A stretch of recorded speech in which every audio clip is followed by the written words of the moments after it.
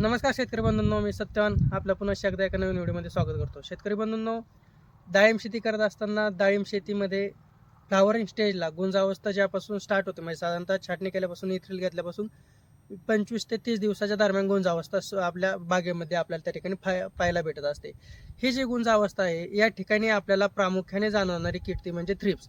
या थ्रिप्सला आपल्याला कंट्रोल करण्यासाठी योग्य उपाययोजना, योग्य वेळेत, योग्य औषधांसोबत जाणं गरजेचं असतं आणि ते औषधं मधमाशीला अपाय करणारे नसावेत, अशा पद्धतीने औषधांची निवड आपल्याला त्या ठिकाणी करायची असते, जेणेकरून आपल्या बागेवरचं जे काही कळी आहे, मादी कळी आहे, या मादी कळीला कसल्याही प्रकारचा डॅमेज हा जो थ्रिप्स नावाचा कीड आहे, हा थ्रिप्स त्या ठिकाणी करणार नाही.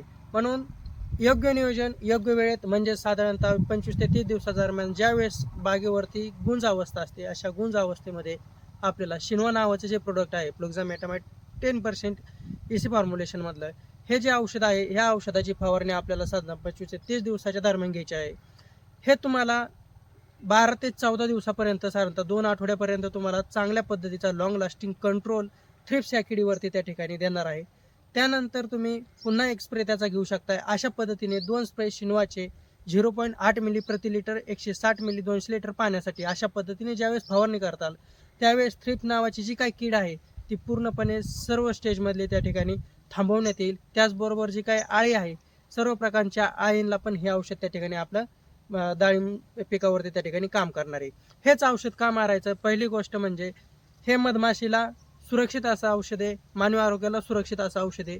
दुसरी गोष्ट म्हणजे हे तुम्हाला जास्त दिवस त्या ठिकाणी कंट्रोल देण्याचं काम करणार आहे. आणि तिसरी गोष्ट म्हणजे या औषधामध्ये लॉंग लास्टिंग काम करण्याची याच्यामध्ये गुणवत्ता आहे. त्याचबरोबर हे औषध जे आहे ट्रान्सलॅमिनार फॉर्म्युलेशनमध्ये त्या ठिकाणी काम करत असते.